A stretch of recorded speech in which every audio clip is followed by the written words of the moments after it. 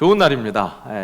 사순절 기간 우리 예수님의 그 고난을 묵상하면서도 우리는 부활의 소망이 있기 때문에 항상 기쁨을 저 깊은 곳에서부터 붙들고 있는 겁니다. 지금 혹시 조금 경건한 생활, 그래서 좀 더 진지한 이런 생각들을 갖고 있을지라도 그 결말이 부활의 기쁨이기 때문에 우리의 마음속에는 항상 그 기쁨이, 소망이 있는 겁니다. 여러분들의 삶 속에서 일주일의 삶, 오늘부터 시작하는 그 일주일의 삶 속에서 그 소망이 가득한 것, 어둠 속에서 밝은 빛을 볼 수 있는 그런 진정한 지혜 얻게 되는 오늘 귀한 예배, 말씀 시간이 될 수 있기를 축복합니다. 목사라서 좋은 것이 많이 있습니다. 목사님 얼마나 힘드세요? 이런 인사 참 많이 듣기도 하지만 좋은 것도 참 많이 있습니다. 그 중에서 하나가 언어 생활의 절제, 언어가 정제된다는 겁니다. 이 공식적인 발언 설교를 많이 하다 보니까 일상생활에서 쓰는 단어들도 구분해서 쓰고, 그러니까 좀 막하게 되는 그런 비속어 같은 것은 아무래도 계속해서 정제가 됩니다. 좀 더 표준어를 많이 쓰게 되죠. 그리고 무엇보다 긍정적인 것은 긍정적인 말을 많이 한다는 겁니다. 똑같은 얘기를 하더라도 부정적인 표현을 쓰는 게 아닌 긍정적인 것으로 현상을 이렇게 이야기하는 것, 이것은 듣는 사람들에게도 이득이 되지만 실은 저에게 더 큰 유익이 있는 것 같습니다. 설교를 할 때도 어떤 컨퍼런스에 갔을 때 설교할 때 이런 팁이 있다, 이런 팁을 얻은 적이 있습니다. 어떤 것이냐면 자꾸 사람이 해야 하는 것, 그것을 자꾸 말하는 것보다 하나님께서 허락하신 은혜, 하나님의 말씀, 이미 우리에게 주신 것, 그것을 할 때, 그 은혜를 조명할 때 더 들리는, 잘 들리는 설교가 된다라는 말이었습니다. 기회가 될 때마다 제가 말씀드리지만 하나님과 우리와의 사이, 그 교제에서는 실은 우리가 하는 일들은 모두 다 반응입니다. 먼저 하나님의 은혜가 있었기에 우리가 그에 따른 반응을, 리액션을 한다는 것이죠. 그렇기 때문에 하나님의 은혜를 상기시키지 않은 상태에서 자꾸 사람의 액션만을 이야기하면, 그것을 강조하면 사람은 귀를 닫아버린다는 겁니다. 우리가 이렇게 잘못하고 있습니다, 우리가 이렇게 해야 합니다, 이런 이야기, 그런 말씀을 하는 것보다 하나님이 우리에게 베푸신 은혜가 이것입니다, 이 은혜 속에 있는 우리입니다, 바로 그렇게 인식될 때, 그것이 먼저 인식될 때 우리의 액션이 자연스럽게 딸려온다는 거죠. 그렇게 은혜가 상기되면 역경 속에서 이겨낼 힘이 생기고 허락하신 약속에서 소망을 발견할 수 있는, 그것이 은혜가 되기도 하고 결단을 낳는 것, 진짜 실천을 하게 되는, 그 결단을 하게 된다는 겁니다. 그러니까 좋은 말로, 아니죠, 정확하게 이야기하자면 좋은 하나님의 말씀으로 좋은 행동을 이끌어내는 것, 그것이 우리 설교 시간에 필요한 어떤 그런 과정이라는 겁니다. 그런데 안타깝게도 오늘 우리가 함께 읽은 성경 말씀은, 성경 말씀 자체가 좀 좋지 않은 것 같고 어두운 그런 분위기입니다. 하나님의 은혜가 있었는데 그에 따른 사람들의 반응에서 범죄가 나타났기 때문에 그렇습니다. 더군다나 이야기의 흐름이 엄청 환했는데 그 이후에 이루어지는 어떤 어둠의 그림자, 그런 흐름을 타다 보니까 이 어둠이 더욱더 어둡게 보일 수밖에 없는 거죠. 그리고 그런 어둠 속에 거하던 자들에게 내려지는 가차없는 형벌, 오늘 죽음이 그려지고 있거든요. 우리의 마음을 어둡게 합니다. 좀 가만히 보면 공포 분위기 조성하기 위해서 있는, 소개된 그런 사건인가, 그런 의심이 들기도 한다는 겁니다. 그런데 확실한 부분이 있습니다. 오늘 말씀은 우리에게 한편으로 두려움이 필요하다는 것, 그것을 가르치고 있습니다. 성령이 역사하시는 그 역동적인 그 밝음, 그 이면에 언제든지 우리를 공격할 수 있는 그런 어두운 것이 있다는 것을 경고해 준다는 거죠. 물론 성경의 여러 말씀들은 대부분 두려워하지 말라라는 그런 소망을 얻게 합니다.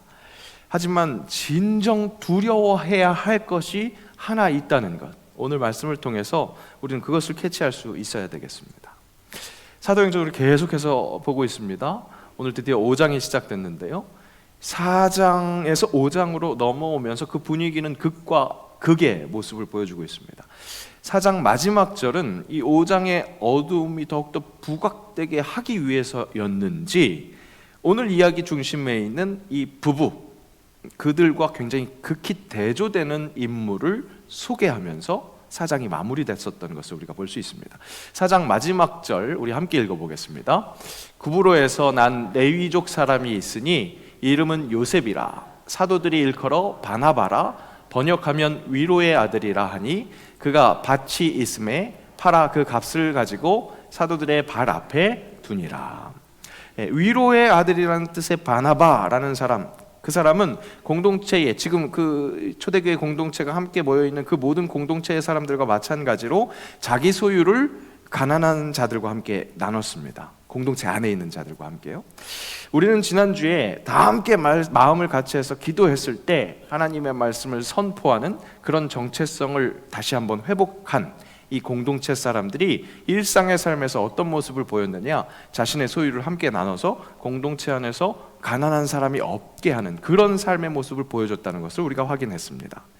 이 바나바라는 사람은 그렇게 가난한 사람이 없게 하는 이 공동체 전체의 분위기에 제대로 일조하는 사람이었죠. 그러니까 자신의 소유를 팔아서 사도들 앞에 내어놓는 그런 사람들 중에 하나였던 겁니다. 그런데 오늘 등장하는 아나니아와 삽비라, 이 부분은 어떤 모습을 보입니까? 1절, 2절 역시 함께 읽겠습니다. 아나니아라 하는 사람이 그의 아내 삽비라와 더불어 소유를 팔아 그 값에서 얼마를 감춤해 그 아내도 알더라. 얼마만 가져다가 사도들의 발 앞에 두니. 그들도 소유를 팔아서 사도들 앞에 뒀습니다. 그런데 공동체를 위해서 소유를 내어놓았는데, 분명히 그들도 내어놓았습니다. 그런데 소유를 다 내어놓은 게 아니라 얼마를 감췄습니다. 초대교회의 나눔은 자발적이었습니다. 이는 당시의 교회 공동체를 다른 여타 조합과 같은 그런 단체와 구별되는 그런 모습이었다고 할 수 있겠습니다. 그레코 로만에 즐비했던 조합들이 있었습니다. 이것은 1세기 당시 로마 지배에 있는 많은 그런 공동체들이었습니다. 중세 이후에 우리가 역사 시간에 배웠었죠. 이 상인과 장인들이 조직한 길드라는 그 모임의 시초였다고 할 수 있겠습니다. 교회와 비슷하게 묶여 있는데 그들 안에서는 공동체의 회비와 같은 그런 것들을 납부하는 의무가 있었습니다. 하지만 교회는 그렇지 않았습니다. 그리스도 공동체의 자발성이 있었다는 거죠. 그 자발성의 강조는 오늘 사도행전을 쓰고 있는 이 누가의 시대에도 굉장히 중요한 가치, 세상의 다른 모임들과 구별되는 그런 가치였다는 겁니다. 자발성이요. 초대교회의 이 의무적이지 않고 획일적인 공산, 그런 공동소유의 사회가 아니었다는 것은 굉장히 중요합니다. 그렇기 때문에 초대 교부였던 터툴리아누스가 교회와 다른 조합들의 차이를 설명한 것도 우리가 눈여겨볼 수 있습니다. 우리도 공동자금이 있기는 하지만 그것은 다른 종교들이 돈을 요구하는 것처럼 회비를 모아 만든 것이 아니다. 한 달에 한 번씩 원하는 사람은 적은 기부금을 낼 수 있다. 그러나 이것은 그가 기꺼이 할 때만, 그리고 그에게 능력이 있을 때만 받는다. 우리 중에는 어떤 강제도 없다. 모든 것이 자발적이다. 교부라 하면 사도 시대가 지나가고 이제 교회의 교리를 이렇게 작성했었던 그 교부 시대가 있는데, 그 교부 시대에도 이 교회의 특징은 어떤 의무적인 납부를 한 것이 아니라 자발적인 기부 행위를 했다는 겁니다. 이것은 사도 바울이 고린도 교회에 보내는 헌금에 대한 가르침, 그것을 볼 때도 당연히 그럴 수밖에 없었겠구나 우리가 알 수 있습니다. 고린도후서 9장 7절 말씀 함께 읽습니다. 각각 그 마음에 정한 대로 할 것이요 인색함으로나 억지로 하지 말지니 하나님은 즐겨내는 자를 사랑하시느니라. 그렇습니다. 교회의 이 자발적인 헌신, 이것은 교회에 정말 교회를 교회되게 하는 아주 특성이라고 할 수 있겠습니다. 그렇기에 아나니아 삽비라에게도 모든 것을 팔아서 온전히 다 내어놓는 것, 그것은 강요가 아니었을 겁니다. 다만 문제는 바나바를 비롯한 공동체에 있는 모든 사람들이 성령의 감동으로 자기 소유를 그렇게 다 팔아서 사도 앞에 내어놓는 그 행동을, 그 겉모습을 똑같이 따라하고 싶었던 겁니다. 그렇게 보이도록, 겉모습이 보이도록 그렇게 따라하면서 속으로는 자기의 것을 챙기는 위선이 있었던 거죠. 오늘 이 부부에게 이 위선이라는 독이 있었고 그 독이 정죄당하고 있는 겁니다. 사람들을 속인 위선, 겉과 속이 다른 것. 베드로는 그 위선이 사람들을 속인 것이 아니라고 합니다. 하나님을 속인 것이라고 그렇게 지적합니다. 겉으로는 함께하고 있는 것처럼 서로 사랑하는 그 모습을 하고 안에는 다른 꿍꿍이가 있는 것. 이것이 가랑이가 찢어지는 거죠. 가랑이가 찢어지는 사람, 그 사람이 제일 먼저 합니다. 제일 힘듭니다. 우리가 사순절 기간이다 보니까 가룟 유다의 위선이 먼저 떠오릅니다. 예수님을 넘겨주기 위해서 체포하러 오는 군사들과 군호를 맞춥니다. 내가 입 맞추는 자가 예수다. 그 사람 체포해라. 겉으로는 입을 맞춥니다. 예수님의 제자로서 정말 아주 큰 환대하는 그런 모습이지만 속으로는 예수를 팔아먹는 반역자입니다. 여러분, 위선이라는 것은 이런 겁니다. 겉과 속이 다른 정도가 아니라 겉과 속이 완전히 극과 극의 차이가 있는 것. 여러분, 이런 위선은 타고난 위선자의 전유물입니까? 그렇지 않습니다. 사단에게 공격받을 수 있는 모든 사람이 가질 수 있는 것입니다. 가룟 유다도 타고난 위선자가 아니었습니다. 그도 12제자 중에 하나였습니다. 수제자였던 베드로도 궁지에 몰리니까 위선적인 모습을 보였었죠. 오늘 말씀을 통해서 우리가 두려워해야 할 것은 첫 번째, 이런 시험, 위선이 다가올 수 있는 것, 그것은 가장 좋을 때 우리를 침투한다는 사실입니다. 그렇습니다. 가장 좋을 때, 가장 은혜 받을 때, 성령 충만할 때 그 위선의 유혹이 우리에게 다가온다는 거죠. 2022년 7월 첫 주에 제가 세영광교회 첫 주일 설교를 했습니다. 가슴이 떨리십니까? 네, 그 기억하면 저만 가슴 떨린가요? 네. 첫 주에 그렇게 설교하고요. 4주가 지난 후에 4주차 됐을 때 시험을 이기는 말씀이라는 제목으로 설교 말씀을 전했습니다. 기억하시는 분 계십니까? 네, 꿈도 크죠? 네. 우리 권사님들 이런 얘기 하세요. 요즘 들으면 바로 까먹어요. 네. 설교자에게는 얼마나 은혜가 되는지 모르겠습니다. 무슨 얘기를 해도 다 새롭게 받아들여지실 테니까. 어쨌든 그때 말씀의 은혜를 나누면서 어떤 말씀을 전했느냐, 여러분 지금 말씀의 은혜를 받는 때입니까? 그렇다면 시험 받기 정말 딱 좋은 때입니다. 그렇게 말씀드렸습니다. 왜 그렇습니까? 사탄은 우리가 은혜 받는 거 제일 싫어하고요, 그 은혜를 회방할 수 있는 충분한 힘이 있기 때문에 그렇습니다. 하다못해 예수님께도 그렇게 했습니다. 세례를 받으시고 이는 내 사랑하는 아들이라, 그 찬란한 영광, 그것을 경험하신 예수님께서 40일 동안 금식하셨습니다. 정말 성령 충만, 은혜 충만한 시간이죠. 그때 사단이 와서 예수님을 시험했지 않습니까? 오늘 성령의 공동체에도, 오늘 사도행전에 나타난 이 성령의 공동체에도 사랑의 아름다운 나눔이 막 풍성할 때 그 속에 위선의 유혹이 찾아온 겁니다. 그렇게 좋을 때, 그때 시험이 가까이 옴, 그것을 경계해야 합니다. 사도행전을 쓰고 있는 누가는 그렇게 너무나 좋은 때, 은혜가 충만할 때, 그때 시험이 찾아온다는 사실을 상기시킵니다. 좋을 때, 그때가 공격이 올 수 있다는 그 두려움, 우리가 그것은 갖고 있어야 된다는 거죠. 여러분, 교회에는요, 믿는 이들에게는 이렇게 성령의 충만의 상태에서 찾아오는 시험이 있기 마련입니다. 그 시험은 아나니아와 삽비라 사건처럼 재정적인 사건이 될 수도 있고요, 상상 이상의 모습으로 별의별 일이 다 나타날 수 있습니다. 가끔 이런 탄식하시는 분들이 계십니다. 아니 어떻게 교회에서, 다른 데도 아닌 교회에서 어떻게 이런 일이 일어날 수 있어? 그렇게 말씀하시는 분들은 교회를 잘 모르시는 분들입니다. 은혜가 있는 곳이고, 은혜가 있는 곳에 시험이 주려는 그 사탄의 그 방법이 분명히 있기 때문에 교회에는 어떤 일이든 일어날 수 있습니다. 영성의 깊은 그 영성가라고 하는 헨리 나우엔도 이렇게 이야기합니다. 심각한 아이러니는 사탄은 자기가 가장 안전하게 숨을 장소를 우리가 명백하게 하나님 나라의 일을 하는 바로 그곳에서 찾는다는 사실이다. 하나님의 이름은 수많은 악마적 행위를 위해 이용된다. 그것은 사탄의 가장 안전한 가면이다. 어떻게 하나님의 이름에 사탄이 공격할 수 있을까? 말씀드렸잖아요. 예수님께도 지금 사탄이 시험을 했다니까요. 하나님의 이름으로 모이는 교회 안에서는 당연히 이런저런 일들이, 말도 안 되는 일들이 일어날 수 있습니다. 교회에서 상처받으셨습니까? 이상한 것 아닙니다. 교회에 속해 있는 우리 모두가 연약하기 때문에 그 연약한 우리를 성숙시키시려는 하나님의 역사에 대항해서 공격하는 사단의 무리의 그 역사도 계속 우리를 향해서 호시탐탐하고 있기 때문에 함께 할 수 있습니다. 그런 일들이 함께 일어날 수 있습니다. 그래서 교회를 멀리 해야겠습니까?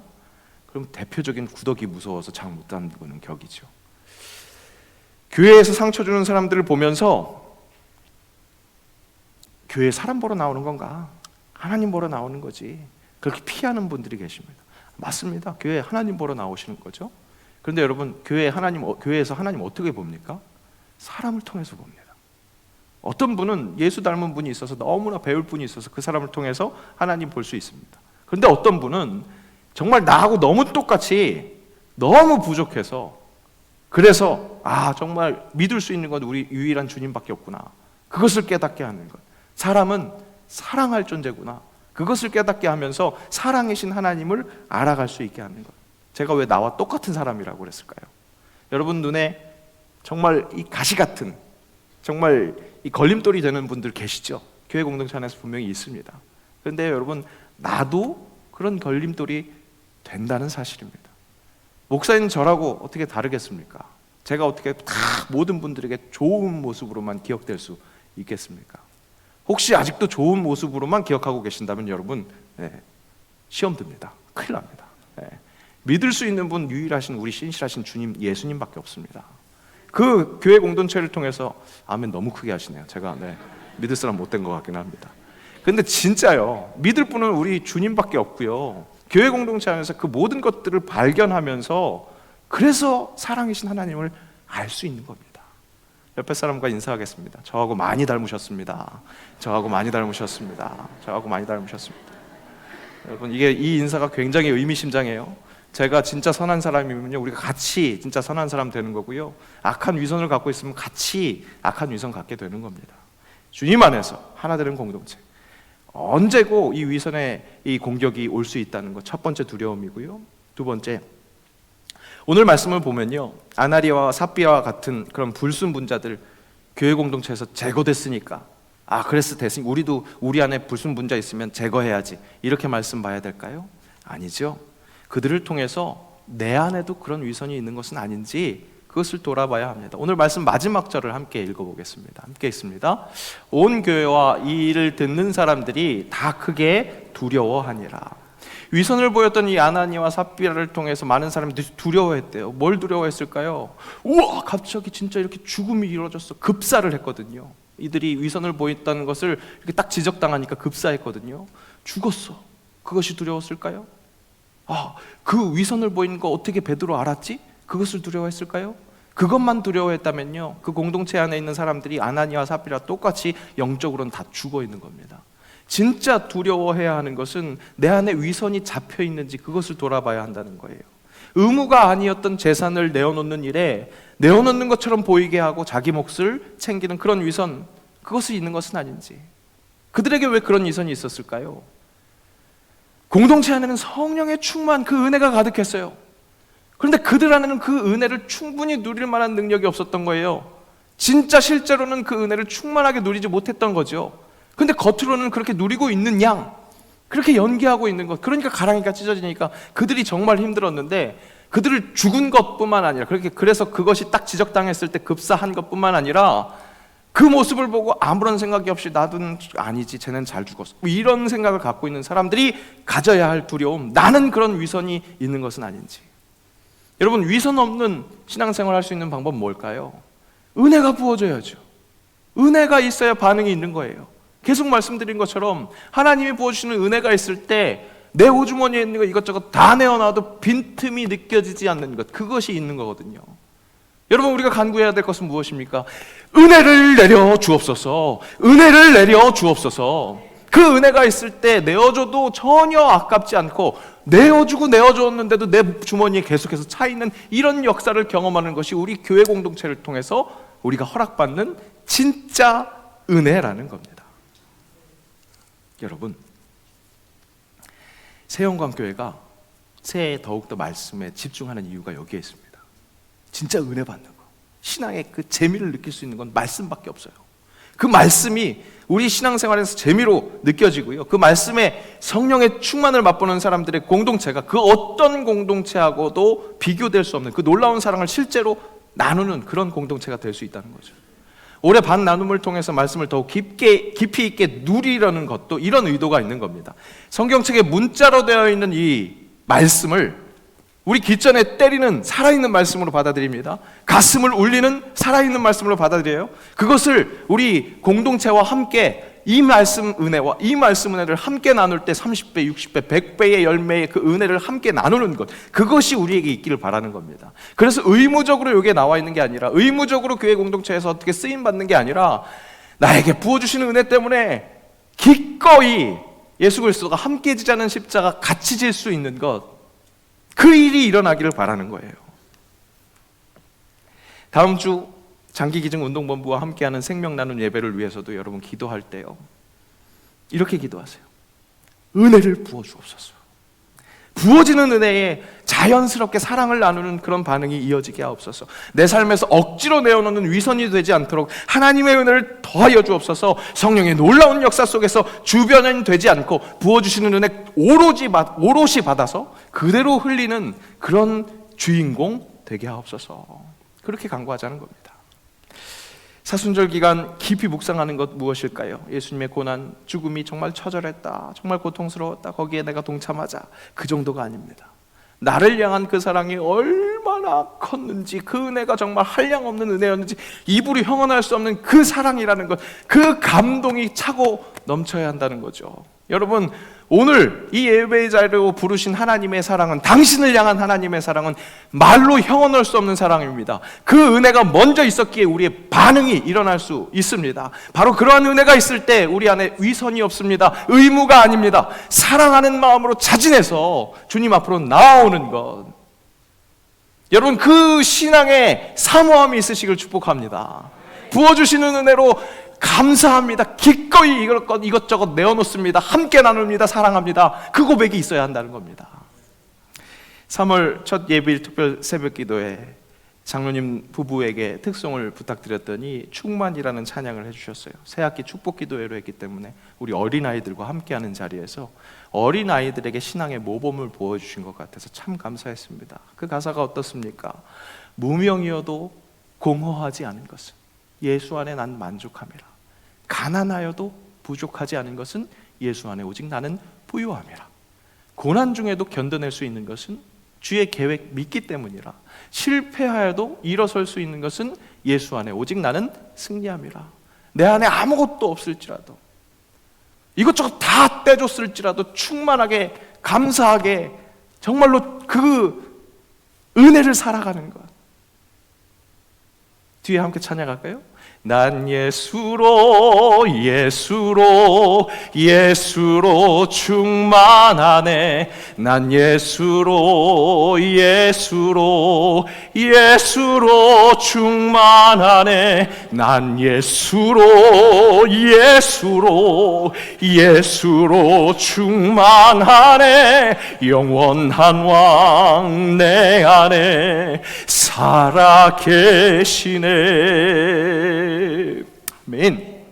여러분, 우리에게 필요한 단 한 가지의 그 두려움이 있다면 이 충만한 은혜가 없어서 억지로 하는 위선적인 모습이 있는 것은 아닌지 그것을 돌아보는 것, 그 두려움이 있어야 합니다. 그 위선은 언제 올지 모릅니다. 너무 좋은 이때에도, 난 예수로 충만하네 고백하는 그때에도 언제 습격할 수 있을지 모르니까, 주님 난 예수로 충만합니다. 그런데 이 은혜에서 내가 끊어지면 살 수가 없습니다. 그 간절한 마음으로 은혜를 더욱더 사모하고 구하는 것, 그것이 우리의 이 예배의 자리에서 일어나야 할 일입니다.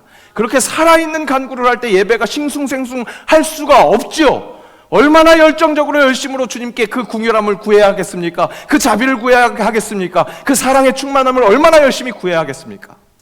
그 충만함으로 세상에 나아가서 우리를 뭐라 외칠 수 있는가? 얼마든지 내어줄 수 있는가? 그런 신앙의 그 신비를 살아가는 여러분들이 그 신앙의 주인공들 되시기를 축복합니다. 우리 새영광교회가 그 주인공들이 많이 모여서 하나님의 영광을 드러내는 주님의 몸된 교회 될 수 있기를 간절히 원합니다. 함께 기도합시다.